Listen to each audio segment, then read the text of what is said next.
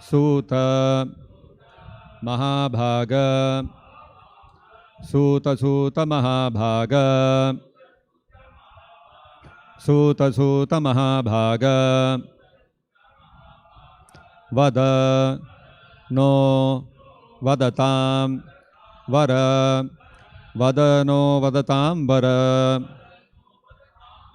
Vadano Vadatam Vara Katham Bhagavatim Punyam Katham Bhagavatim Punyam Katham Bhagavatim Punyam Yad Aha Bhagavan Shukaha Yadaha Bhagavan Shukaha Yadaha Bhagavan Shukaha Shaunaka Uvacha Suta Suta Mahabhaga Vadano Vadatam Vara Katham Bhagavatim Punyam Yadaha Bhagavan Shukaha Shaunaka Uvacha Suta Suta Mahabhaga Vadano Vadatam Vara Katham Bhagavatim Punyam Yadaha Bhagavan Shukaha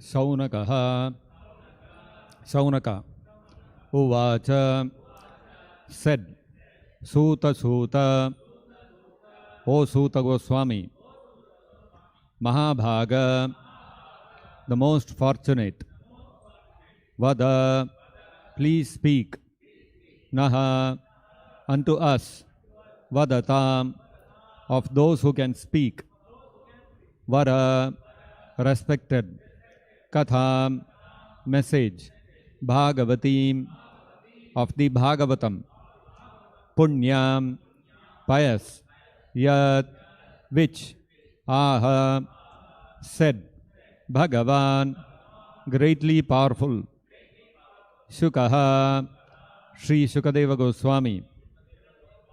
Translation and purport by His Divine Grace Srila Prabhupada. Shaunaka said, O Suta Goswami, you are the most fortunate and respected of all those who can speak and recite. Please relate the pious message of Srimad-Bhagavatam, which was spoken by the great and powerful sage Shukadeva Goswami. Kindly repeat. Shaunaka said, O Suta Goswami, you are the most fortunate and respected of all those who can speak and recite.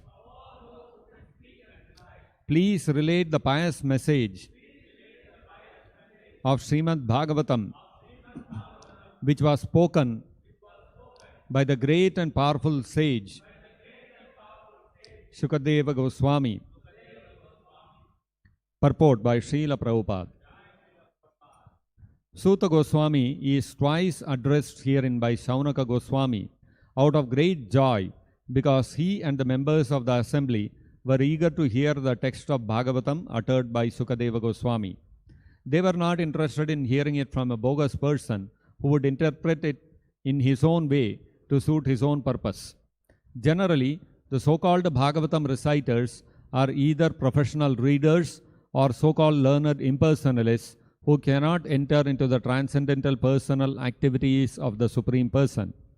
Such impersonalists twist some meanings out of the Bhagavatam to suit and support impersonalist views, and the professional readers at once go to the 10th canto to mis-explain the most confidential part of the Lord's pastimes.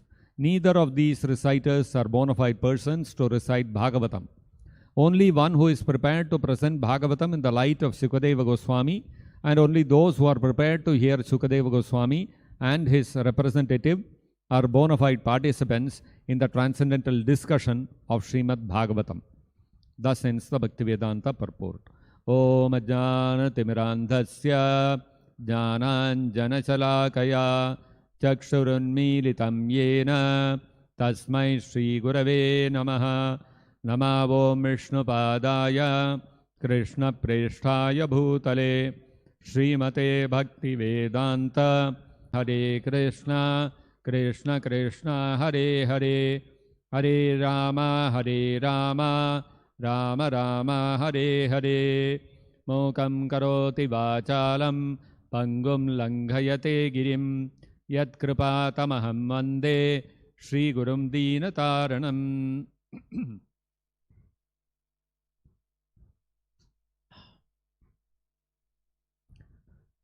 Lord Krishna, when he appeared as the son of Vasudeva and Devaki,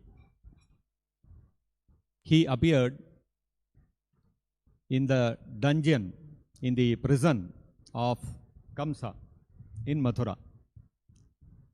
Immediately when Krishna had advented, Vasudeva and Devaki, fearing for Krishna's safety, because Kamsa had been very cruelly killing all the children born of Vasudeva and Devaki with the intention that he should be able to kill Krishna no matter which son of Krishna he is, no matter which son of Vasudeva and Devaki he is. The Bhavishyavani, the foretelling was that the 8th child of Devaki would be the cause of Kamsa's death. But Kamsa did not want to take any chances, so he started killing all the children of Vasudeva and Devaki. Naturally, Vasudeva and Devaki were very afraid. 6 children born earlier had been killed by Kamsa. The 7th child got transferred to Rohini, and so everybody thought that Devaki's 7th pregnancy was a miscarriage. Now Krishna had appeared as the 8th son of Devaki and Vasudeva. Naturally, they were very afraid. Now that Krishna has appeared, Kamsa will naturally come and he will try to kill Krishna. Out of parental affection, they were very worried for Krishna's safety, and therefore Vasudeva transferred Krishna to the house of Nanda Maharaj. Nanda Maharaj was a brother of Vasudeva and a very dear friend, and so Vasudeva thought Krishna will be safe. Shri Shri Krishna Rukmani Satyabhama ki jai. Already Rohini Devi had been placed under the protection of Nanda Maharaj by Vasudeva. So he thought best is to keep Krishna also there. And so he transferred Krishna to Nanda Maharaj, who was in Gokula at that time. Then when Krishna was about 6 months old, Putana came trying to kill him. Putana was killed. After that, Shakatasura. And then when Krishna was about 1 year old, the Asura, who came in the form of a whirlwind, so he also tried to attack Krishna. So, but Krishna killed him also. So when all these Asuras started attacking, Nanda Maharaj thought it is not safe to remain in Gokula. And so they shifted to Vrindavan. After a few days of staying in Vrindavan, then they further shifted to Nandagram. And Krishna was there in Nandagram till he was 10 years and 6 months old. And after that, Kamsa came to know from Narada Muni that Krishna is actually the son of Vasudeva and Devaki, the 8th son, and he is with Nanda Maharaj. And so therefore, Kamsa sent an invitation through Akrura to Krishna to come to Mathura with the intention that he will manage somehow to kill Krishna there by deceit. But then, when Krishna came to Mathura, he killed Kamsa also. So thus, Krishna shifted from Vrindavan to Mathura when he was 10 and a half years old. Now, after this, after Kamsa was killed, Ugrasena, Vasudeva, Devaki, all the Vrishnis, all the Yadavas who had been imprisoned by Kamsa, they were all released. And Ugrasena was made the king. Now, Krishna had become almost 11 years old and his Upanayana had not been done. Normally, there are certain age by which the children are given the second initiation, the sacred thread is given to them. So, different castes, they have different age, they follow different age, different ages of the children when they have to be given the Upanayana, when the sacred thread ceremony has to be conducted. I think for Kshatriyas it is about 8 years, for Vaisyas it is something like 11 or 12 years, something like that. So, Nanda Maharaj being a Vaisya, he had not conducted the sacred thread ceremony for Krishna. So, Vasudeva and Devaki, they thought first thing, he is actually a Kshatriya, he is not a Vaisya. His sacred thread ceremony should have been conducted long back. But due to the atrocities of Kamsa and all that, all those things could not happen. So let us do it now. So they did the sacred thread ceremony and sent him to the ashrama of Sandipani Muni. Because children, once they have taken the second initiation, when they have taken the sacred thread, when they are given the sacred thread, whether they are Kshatriyas, Vaisyas or they are Brahmanas, they have to go to a Gurukula and there they have to learn different things. So Krishna and Balaram were sent from Mathura to Ujjain, which is in Madhya Pradesh, which was where Sandipani Muni's ashram was there, for undergoing education under a bona fide teacher. So at Sandipani Muni's ashram, Krishna and Balaram together went and they stayed as regular students under Sandipani Muni's tutelage. Normally, the children spend up to the age of 25 years, they remain in the Gurukula, after which by that age they would have learnt whatever they had to learn from the Guru, and they come back to the home and they continue their normal activities. If he is a Vaisya, he will take a business. If he is a Kshatriya, he will rule the kingdom, like that. So, but Krishna and Balaram stayed in Sandipani Muni's ashram only for 2 months, exactly 64 days. And in 64 days, they learnt everything. What people take 15-20 years to learn, Krishna and Balaram learnt within 64 days. In the morning, they would hear from the spiritual master from Sandipani Muni. By evening, Krishna and Balaram would be expert in that subject. So they learnt everything what Kshatriyas are supposed to learn. And the art of warfare, the art of diplomacy, Sama, Dama, Danda, Bheda, all these things. Then also the fine arts, singing, dancing, and identifying different kinds of gems, how to identify different valuable metals from their ores, all these kind of different aspects of knowledge they became expert in. And then after 64 days, Krishna and Balaram completed their education and came back to Mathura. So this is how. And then after that, what happened was, after a little time, Jarasandha started attacking Mathura because Kamsa was Jarasandha's son-in-law, and Jarasandha wanted to take revenge upon Krishna. And so then finally Krishna shifted the whole Yadavas to Dwaraka. And so Krishna then stayed in Dwaraka for the rest of his pastimes, and Krishna remained on the planet till he was about 125 years old approximately. So the interesting thing to note here is Krishna is the Supreme Personality of Godhead. He is the source of all Vedic knowledge. So in the Shastras it is said that the breathing of Mahavishnu is what actually becomes the Vedas. So the Vedic knowledge is also emanating from the Supreme Personality of Godhead himself. So the Vedic knowledge being sourced from the Supreme Personality of Godhead, what is the need for Krishna to again go and learn that same knowledge? Why does he have to go to a spiritual master and learn from him? So Krishna explains in the 3rd chapter of the Bhagavad-gita, he informs Arjuna, Name parthasti kartavyam trishu lokeshu kinchana nanavaptam avaptavyam vartayeva cha karmani. Krishna tells Arjuna, Name parthasti kartavyam. There is no duty which I am bound to perform.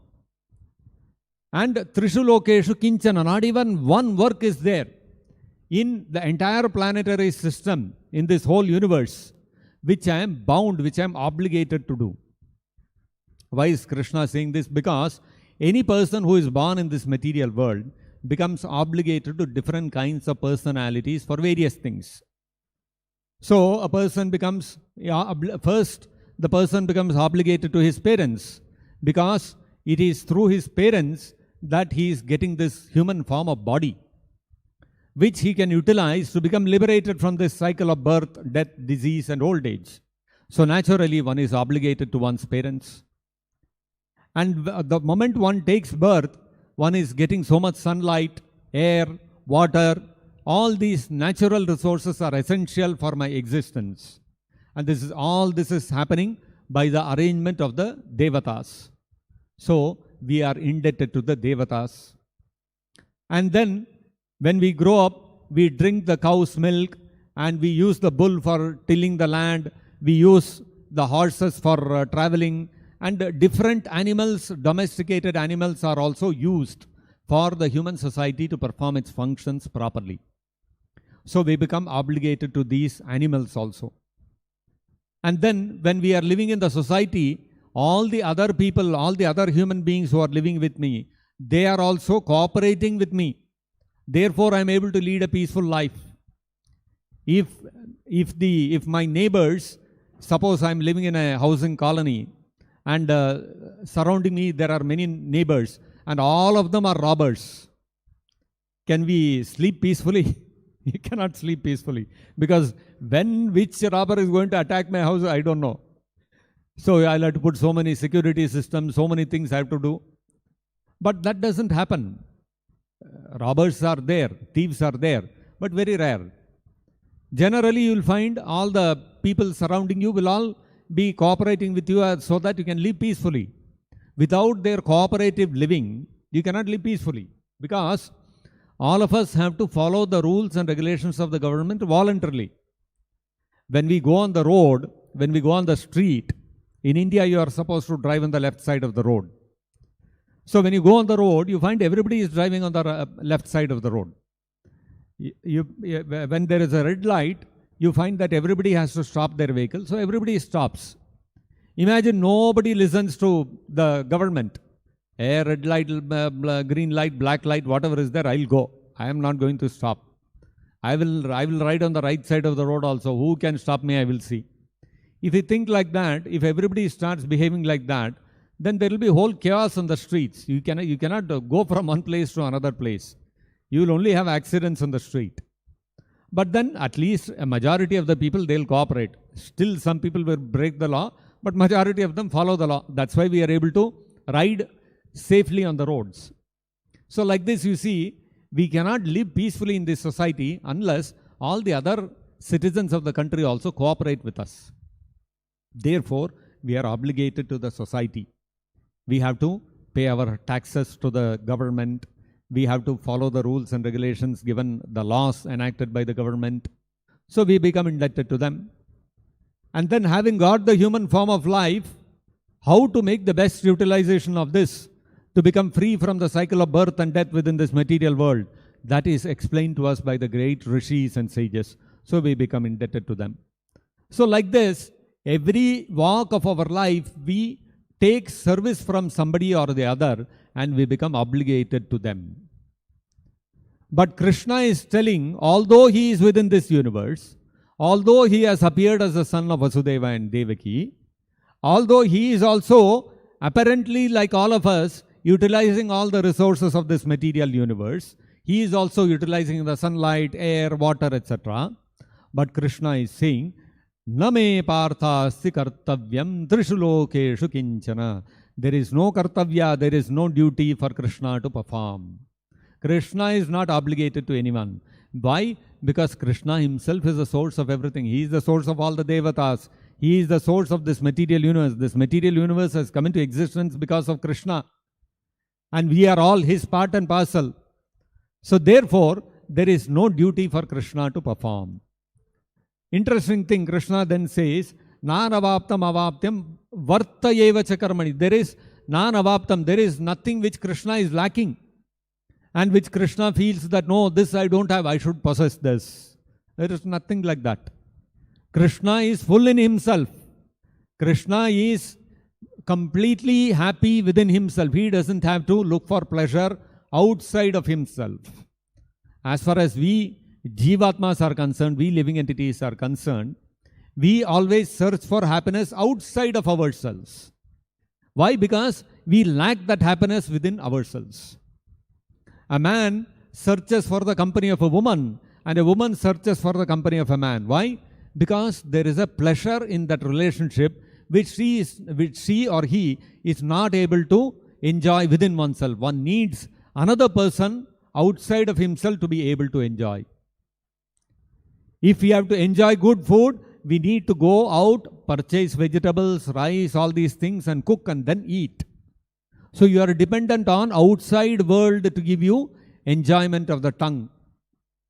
If you want to hear good music, that music somebody has to sing with a lot of accompaniment of instruments to be able to enjoy good music. You cannot enjoy music within yourself. You have to hear the sound from outside. So like this, we living entities, we conditioned souls, we are dependent upon the outside world for our enjoyment. Whereas Krishna, nanavaptavyam, Krishna has nothing to be obtained outside of himself. Krishna is self-sufficient in every respect. But still, vartayeva cha karmani, Krishna says, although this is the fact, Krishna says, yet I am engaged in work. Krishna performs duties. As a grihastha, Krishna every day used to perform yajna. Krishna would every day meditate.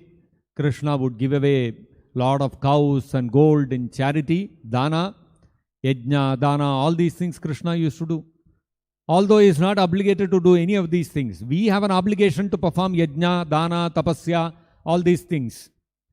But what is the obligation of Krishna? Krishna has no obligation. We either out of a sense of obligation perform yajna, dana, tapasya, or we do it to gain some happiness which we are missing, which we are lacking within ourselves. Whereas Krishna is not obligated to perform any duty, nor is he missing any pleasure within himself. But still Krishna performs duty. Why? What is the reason? Krishna says, Yadi hyaham na varteyam jatu karmanyatandritaha mama vartmanu vartante manushyaha partha sarvashaha. Krishna tells Arjuna, if I did not engage in work, O Partha, certainly all men would follow my path. Everyone will imitate Krishna. They will point the finger at Krishna and tell, Krishna is God. No, he did not perform duty. So why we have to perform? Let us reject the Vedas. We don't have to perform. And then Krishna says, So what will this lead to? Krishna says that utseyudeyurime lokana kuryam karma chedaham sankarasya cha kartasyam upahanyam imaha prajaha. Krishna says, na kuryam karma chedaham. Aham, if I, na kuryam karma, if I don't perform duties, then all these worlds would be put to ruination. I would also be the cause of creating unwanted population, and I would thereby destroy the peace of all sentient beings. So you see, Krishna is not obligated to take care of us. Krishna is not obligated to think of our welfare, but still Krishna is thinking of our welfare simply because of his love for us as his part and parcel. So, Krishna going to Sandipani Muni's ashram and becoming his disciple in his Gurukula and learning the Vedic knowledge of which he himself is the source from Sandipani Muni is because Krishna wanted to set an example to the society. If Krishna were not to do that, then what would happen? Everyone will point fingers at Krishna and say, Krishna never went to a Gurukula. Krishna never went to a Guru. So I also no need for me to go to a Guru. On the other hand, what does the Shastra state? The Mundaka Upanishad states, Tad vijnanartham sagurumeva bhigachet samitpanihi shrotriyam brahmanishtham. That the Mundaka Upanishad is stating that if we have a desire to gain transcendental knowledge, tad vijnanartham, in the Vedic, in the Upanishads and the Vedanta Sutras and in all the Vedic text, the word tat in Sanskrit actually means that. Idam means this. This word tat and idam is extensively used in the Upanishadic language, but not in the general sense, which means tat means that, idam means this. In a generic sense, no. Whenever the Upanishads, they are talking of tat, that, it means that supreme absolute truth. And when it says idam, idam means this. It refers to this material world. So, tad vijnanartham, if you want to know about the absolute truth, sa gurumeva bhigachet. The only way to know the absolute truth is you must approach a guru. And what kind of guru? Because nowadays, because it has become very fashionable. A guru, a person he is very charismatic, he is a big orator, he presents things in a very beautiful logic. Nobody can beat him in logic. Somehow he will find some good answer and he will manage to stump others, and he becomes famous as a guru. So, and if you ask him any question from the Bhagavad-gita or Bhagavatam or Vedic scriptures, he will tell, no, I have not read all these things. I don't go by all these books. I'm self-realized. On the other hand, what are the Upanishads saying? Guru means, who is a Guru? Guru is Samitpani Shrotriyam Brahmanishtham. Guru means Shrotriyam. He must be well versed in the Vedic literature. Not just, one time flip through or did not go through at all. No, such people you cannot become gurus. He has to be Shrotriyam. He has to be immersed in the Vedic literature. And Brahmanishtham. He should be firmly fixed in the spiritual conception. He should be completely self-realized. All his activities should be on the spiritual platform. Normally you will see these kind of fashionable gurus who are there, who are self-made gurus. They will tell, I don't have any guru. And they will say, I have not read any of these books. I have not read Bhagavad-gita, Bhagavatam. I have not read Vedas. I don't need to read all these things. So these people, in the name of spiritual knowledge, what will they teach the people? They will teach mundane morality. Oh, you should be good to others. You should be honest. You should be kind. You should be loving. These are the things that they will present. And these are all very sweet to hear for the commoners. Oh, love. You should be so loving to others. Never harm others. be always kind to others. These kind of things are very nice to hear. So the commoners, when they hear this, oh, see, Guru is telling. But actually, Guru means he should be Brahmanishtam. He should be firmly fixed in the spiritual realization. He should have nothing to do with this material world. You look at Prabhupada. Prabhupada never spoke about mundane morality, mundane things like being kind to others, helping others, loving others. You will never find Prabhupada talking of all these things. Why? Because Prabhupada is the solid, concrete example of a person who is Brahmanishtha. He is fixed in Brahman. He is fixed in spirituality. He has got nothing to do with this material world. And you will see whenever Prabhupada speaks anything, immediately he will quote a verse from the Vedic literature to support what he is saying. Prabhupada you will never find Prabhupada saying, in my opinion, it is like this. Prabhupada will never tell. You will always find him quoting relevant scriptures and to back up whatever Prabhupada is saying. So this is Shrotriyam. Such a Guru is a person whom we have to approach if our goal is Tadvijnanartham, if our goal is to know the absolute truth. Who is God? What is my relationship with God? Where is that God? How do I see Him? How do I relate with Him? What does God want from me? What is the purpose of God creating me? If these are the questions for which you are seeking answers, then these kind of fashion gurus will not help, who have no idea of the Vedic literature and who are completely immersed in mundane morality. Such people cannot become the source of transcendental spiritual knowledge. If you want transcendental spiritual knowledge, the only way is you have to approach a guru. And without approaching a guru, tadvijnanartham sa gurum eva abhigachet. Without going to a guru, such a Brahmanishtam Shrotriyam guru, you cannot understand the absolute truth. You cannot understand who is the Supreme Lord, what is the purpose of this creation, what is the purpose of my existence. You cannot understand. It is not possible. So Krishna wanted to convey this principle, and therefore Krishna personally, he also, to set an example to the world, went and he became a student, he became a disciple of Sandipani Muni. Not that Krishna had something to learn from him. The example is given that when we have to worship the Ganga, you go into the Ganga and you take a bath and you want to worship Ganga Maya. What do? You take the water from the Ganga and offer it back to the Ganga. So you can say, what is this nonsense? You are taking the water of the Ganga and offering it back to Ganga. What is this worship? That is the way to worship Ganga. You take her own water and offer it back to her. That is the way of worshipping, and she also accepts that.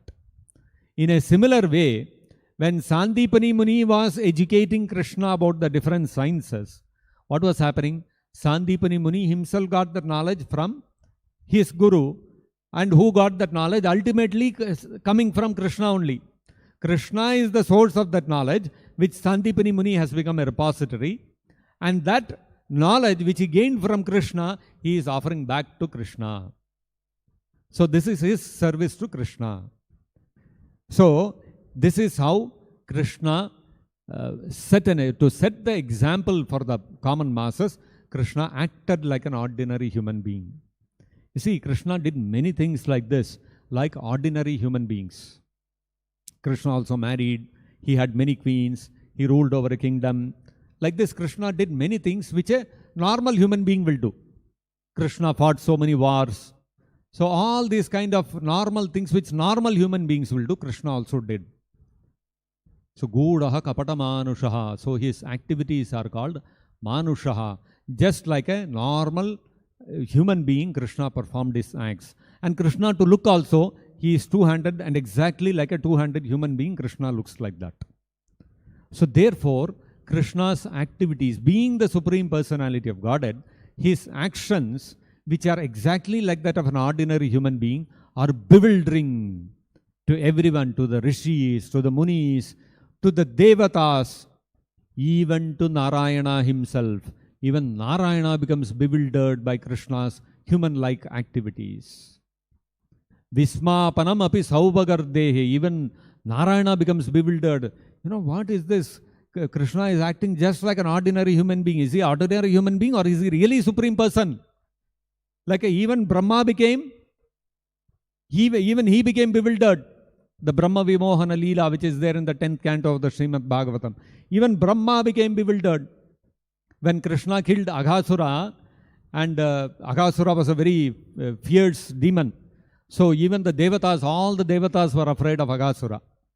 So when Krishna killed Aghasura, all the devatas assembled in the heavenly kingdoms and they started doing Jaikara for Krishna. Oh Krishna, Jai, Jai, Jai, like that.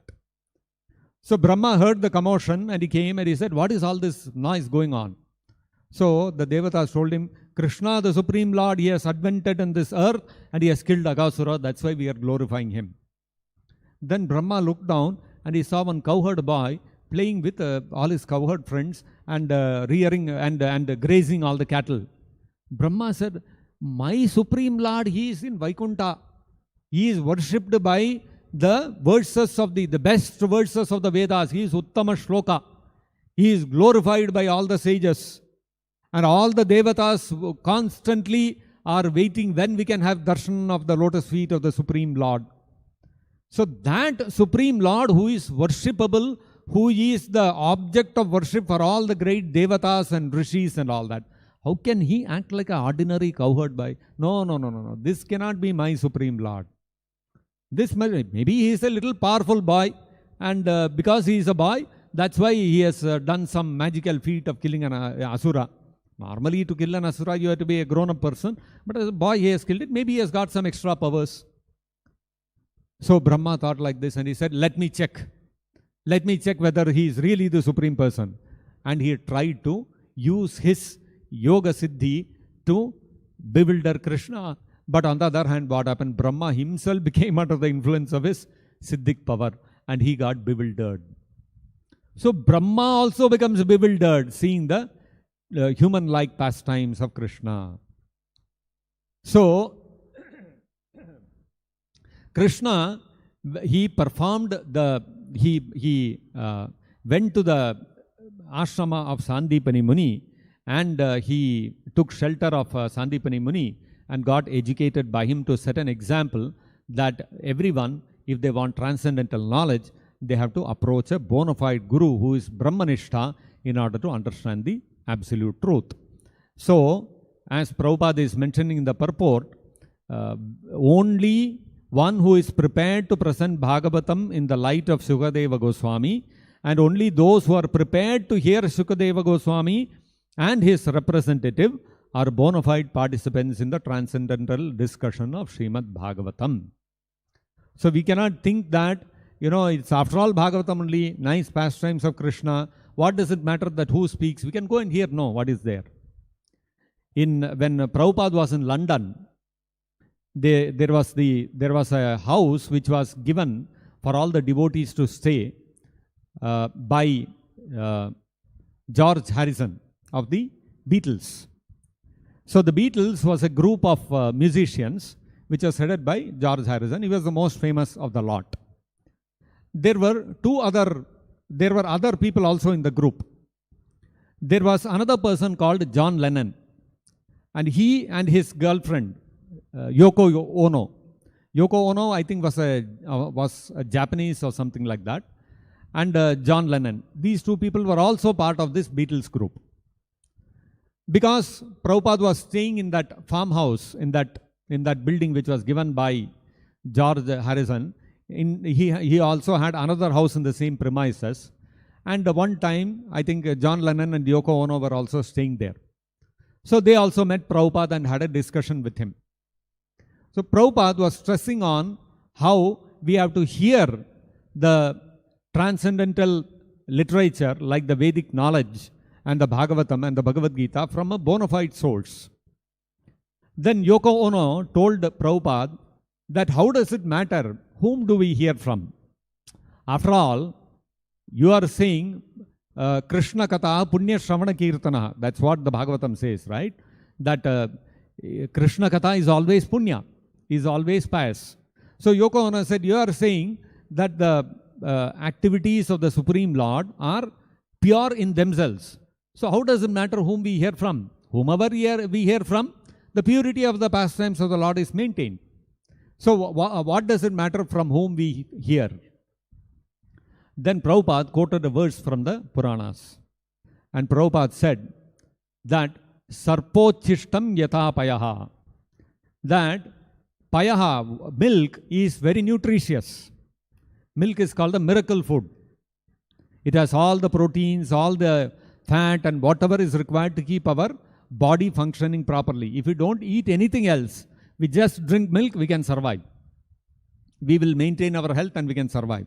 So milk, cow milk is a miracle food. So cow milk is very nutritious.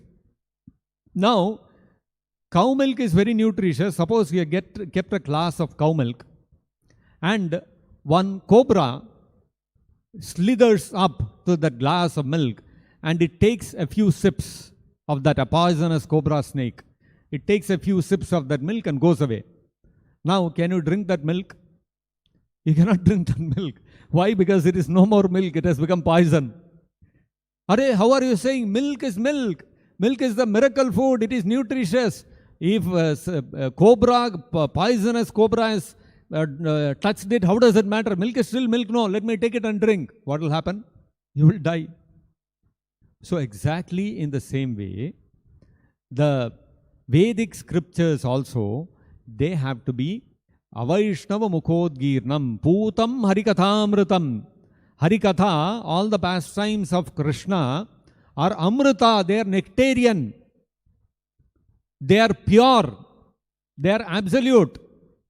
But Avaishnava Mukhodgirnam, if an Avaishnava, if one who is not a Vaishnava recites the pastimes of Krishna, if he teaches Bhagavad-gita, Avaishnava Mukhodgirnam Putam Harikaratamritam Naiva Shrotavyam, one should not hear from such a person. Sarpochishtam yatha payaha, just like milk, if it has been touched by the lips of a serpent, you cannot consume it. So, the serpent by its poison, it contaminates the milk. It is not the fault of the milk. Similarly, although Putam Harikathamritam, Krishna's pastimes are purifying and they are nectarian, but still, if it has emanated from the mouth of an Avaishnava, mouth of a person who is not a bona fide follower, bona fide successor coming in that Guru Shishya Parampara, stemming from Krishna himself, then what happens is, he will contaminate that Krishna Katha with his own poison of Mayavada, with the poison of his materialistic ideas. And then it will not have the effect of purifying us of our contamination, material contamination. What is the material contamination? Material contamination is the attraction for material sense gratification. That attraction for material sense gratification in our heart will not go, will not get washed away if we hear from the lips of a non-bona fide person. Therefore, it is imperative that when we have to hear transcendental subject matter, we have to hear from somebody who is Brahmanishta, who is Shrotriya, who is fixed up in spiritual activities, who is well versed in the scriptures, and who is coming in a proper Guru Shishya Parampara stemming from Krishna himself. Only then we will really be able to understand the Vedic knowledge. So these are some of the things which we can understand from today's verse. If there are any, it's already time, so I'll take one question only, please. Yes, please.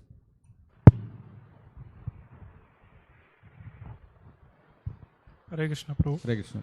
Prabhu, we see that Krishna, though not obligatory, Sorry? Though Krishna is not obligatory for anyone in this material world, Yeah. Still Krishna does all the duties and everything. Yes. So that common people will not say that Krishna is doing this, so Krishna is not doing, I will also not do. Yeah. On the other side, though Krishna is fully transcendental, all his pastimes of Rasa Leela are also transcendental. Yes. So seeing this also, people say that Krishna is also doing, why in material condition they are doing. So why in this place Krishna is doing that, bro? Why? Why in this place he is performing the Rasa Leela? Why Krishna performed Rasa Leela? Like in the sense that he is so cautious Why that he Krishna does stole not... the dresses of the gopis? He is so cautious that he does not want people to... So that he does not want people to get misguided and Yes. not follow dharma. Yeah. On the other side, same Krishna only is doing this. Yes. Though it may be transcendental, only devotees can understand, but Yes. common mass of people will get bewildered by this. The same question was asked by Parikshit Maharaj to Sukadeva Goswami also. That why did Krishna was supposed, Krishna came what? Dharma samsthapanarthaya. He came to establish dharma. And he is going and dancing with others' wives in the middle of the night. What dharma is this? Why did Krishna do like this? So Sukadeva Goswami replied, this act of Krishna, apparently immoral act of Krishna, it is not immoral, but apparently immoral act of Krishna, testifies to the supremacy of Krishna, that he is not bound by any rules, moral principles, any Vedic regulation. He is beyond all these things. That's number one. Number two is that we have to follow in the footsteps of Krishna. We cannot imitate Krishna. When we say follow in the footstep, that means when Krishna performs duties exactly like an ordinary human being, that is what we have to follow. When Krishna performs some superhuman activity, that we should not try to imitate. Just like, suppose there is a heavy downpour of rain. What should we do? What should we do? What should we do if there is a heavy downpour of rain and we want to go out and there is somebody we are seeing who is coming from outside? What do? We should take an umbrella and try to help them, right? Krishna lifted the Govardhan hill. Krishna did not lift any umbrella when Indra sent a downpour. So Krishna lifted the Govardhan hill, so it is raining now. So I will also lift a mountain. Is it possible? You cannot imitate. So whenever Krishna does superhuman acts, we cannot imitate. Similarly, Krishna performed the Rasa Leela. We cannot imitate. Why? Because when Krishna performed the Rasa Leela, there were 16,000 gopis and each gopi found beside herself Krishna dancing. So Krishna expanded himself into 16,000 forms and he performed the Rasa Leela. Can we do that? We cannot do that. So whenever Krishna performs a superhuman act, we cannot imitate. So we have to understand that the Rasa Leela, performance of Rasa Leela by Krishna is not an ordinary activity. It is a superhuman activity. No ordinary person, not even a devata, can perform such an act. Because when Krishna was performing the Rasa Leela, all the devatas also assembled in the sky to watch. Oh, Krishna is performing Rasa Leela, let us go and watch. If the devatas, for them, they have so many apsaras, they have so much singing, dancing and drinking somarasa and all these kind of enjoyment in the heavenly kingdom. Why should they come to watch Krishna's Rasa Leela? Because like Krishna killed Aghasura, like Krishna lifted the Govardhan hill, this is also a superhuman act which even devatas cannot perform. Therefore, when Krishna does this, they come and watch. Oh, Krishna has lifted Govardhan hill, let us go and watch. Oh, Krishna is killing Aghasura, let us go and watch. Oh, Krishna is performing Rasa Leela, let us go and watch.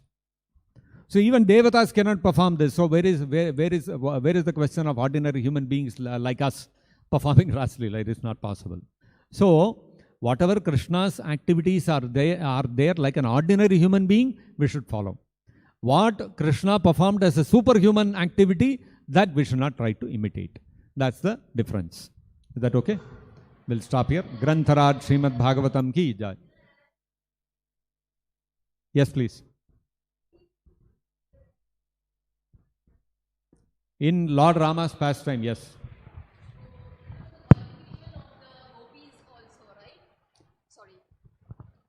Yeah, true. But then the question is, that might have been true that they were rishis in their past life. But this life they are married to someone else. Yes. So so that means rishis are people who will marry someone else and go and dance with someone else. Sorry? So rishis are sages, people who will marry someone and go and dance with some other man. So that raises the question. Even everybody the has question is, yeah. In whichever angle you see, it is an immoral act. So why should Krishna perform such an immoral act? Sorry, can you come again? In whichever angle you see, it is an immoral act from the worldly perspective. So if they were sages who wanted to enjoy with Krishna, Krishna should have married them, no? Like Krishna married 16,000 queens in Dwaraka.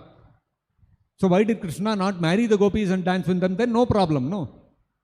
So why he has to dance with others' wives? That's the question. Whether they were sages in their past life or not, that's a different question.